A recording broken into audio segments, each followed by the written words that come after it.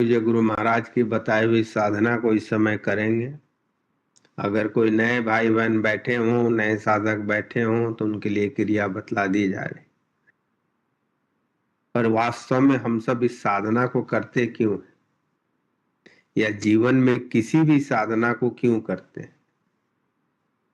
साधना का उद्देश्य एक ही रहता है, शक्ति प्राप्त करना। चाहे वह सांसारिक हो, आध्यात्मिक हो, परमार्थिक हो। जिस साधना से शक्ति का ह्रास हो वो साधना हमारे लिए फलदायी है ही नहीं। तो जिस साधना से हमारे शक्ति में विकास हो, और शक्ति क्यों चाहिए होती है? क्योंकि शक्ति के बगैर हम कोई कार्य कर ही नहीं सकते। चाहे हम जितनी भी बातें अगर बना ले या सोच ले, तो उसके लिए भी ज्ञान की शक्ति होती है। जिसके पास ज्ञान नहीं होगा वह कुछ विचार भी नहीं कर सकता। तो हमारे जितने विचार या भाव बनते हैं वो हमारे ज्ञान के पर आधारित रहते हैं। पर ज्ञान तो अनंत है। सारे ज्ञान का किसी के पास में होना असंभव ही है। वह सिर्फ और सिर्फ एक ही के पास हो सकता है, वह है परमात्मा। पर परमात्मा को जानने के लिए भी कोई बताने वाला चाहिए, और वह बताने वाला गुरु होता है। और इसीलिए गुरु का महत्व परमात्मा के ऊपर रखा गया है, क्योंकि गुरु के बगैर हम कुछ हो ही नहीं सकते। पर इन शक्तियों से हम करते क्या है? जब हम शक्तियां प्राप्त करते हैं तो दो बातें होती हैं। अगर हमारे पास ज्ञान है, विवेक है, तो उन शक्तियों का हम सही ढंग से इस्तेमाल करते हैं। और अगर हमारे पास वह ज्ञान नहीं है, वह विवेक नहीं है, तो उन शक्तियों का हम दुरुपयोग करते हैं। जैसे अगर आप देखें तो देवता और दानव दोनों जो भी साधना करते थे, शक्तियां तो दोनों को प्राप्त होती थी, पर दानव उन शक्तियों का दुरुपयोग करते हैं। तो यह सदुपयोग और दुरुपयोग कहते किसे हैं? जिस शक्ति का उपयोग हम सृष्टि के भला के लिए करते हैं। सृष्टि का भला क्यों? क्योंकि वह परमात्मा जिसने इस पूरी सृष्टि का निर्माण किया है, उस अगर परमात्मा को प्रसन्न करना चाहते हैं, या संसार में भी देखें किसी को प्रसन्न करना चाहते हैं, तो उसके रचे हुए संसार को हमें प्रसन्न करेंगे। अगर उन्हें खुश रखें तो रचने वाला प्रसन्न हो जाता है। जैसे किसी के यहाँ जाएं, अगर वो उनके बच्चों को आप प्रसन्न कर दें तो बच्चों का जो रचयिता होता है वह प्रसन्न हो जाता है। बस वही सिद्धांत अध्यात्म में भी लगता है।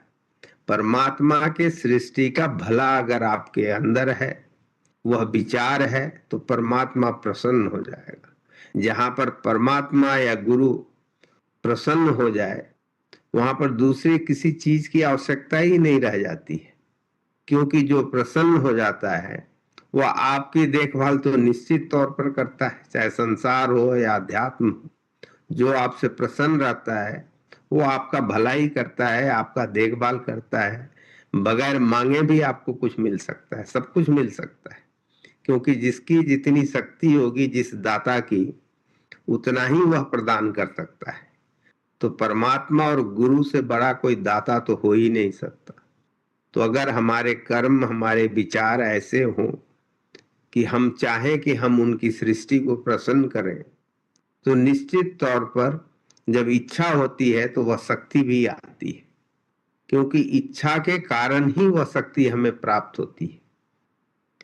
तो वो चाहे इच्छा जैसी हो, अच्छी हो या बुरी हो, जहां पर दूसरों के सुख की कामना होती है वह इच्छा अच्छी होती है। जहां पर सिर्फ और सिर्फ अपने स्वार्थ की कामना हो, तो निश्चित तौर पर वह इच्छा बुरी होती है।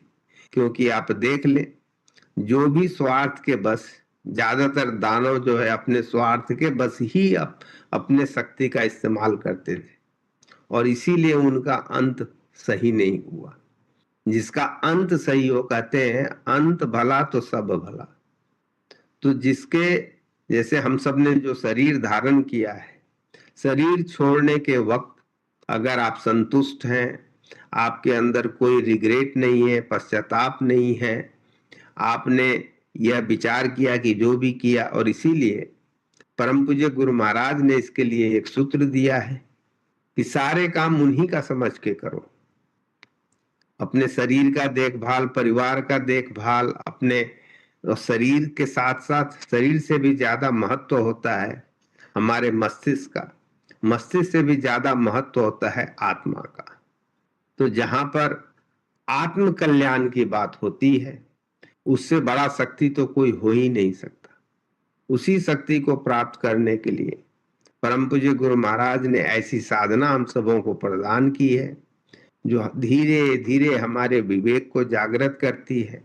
विवेक जागृत होता है तो हमारे अंदर अनुभव को ग्रहण करने की शक्ति आती है, और अनुभव को ग्रहण करने की जब शक्ति आती है तो उसी से हमारा ज्ञान बनता है।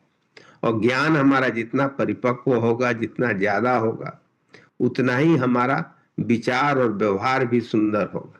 ज्ञान सुंदर तो विचार और व्यवहार सुंदर।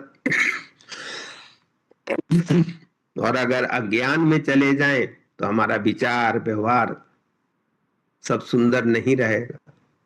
तो उस परम पूज्य गुरु महाराज की बताई हुई साधना को करने के लिए हम सब पूर्ण श्रद्धा, प्रेम और विश्वास के साथ बैठते हैं कि हम साक्षात परमात्मा के समक्ष बैठे हैं, ताकि हमारे अंदर परमात्मीय गुण आ सके। इस साधन को करने के लिए हम सब एक ऐसे सुखद आसन में बैठते हैं जिसमें जहां तक हो सके बगैर हिले डुले करीब 35 मिनट तक बैठे रह सकें। जहां तक हो सके मेरुदंड सीधी रखें, नेत्र हल्के से बंद रखें। वैसे संत मत में समर्थ गुरु को साक्षात परमात्मा मानते हैं, और जो लोग सही ढंग से साधना करते हैं निश्चित तौर पर इसका अनुभव प्राप्त करते हैं। तो हम सब उसी साधना को करेंगे। हमारे सत्संग की 2 प्रार्थनाएं होती हैं। अगर आप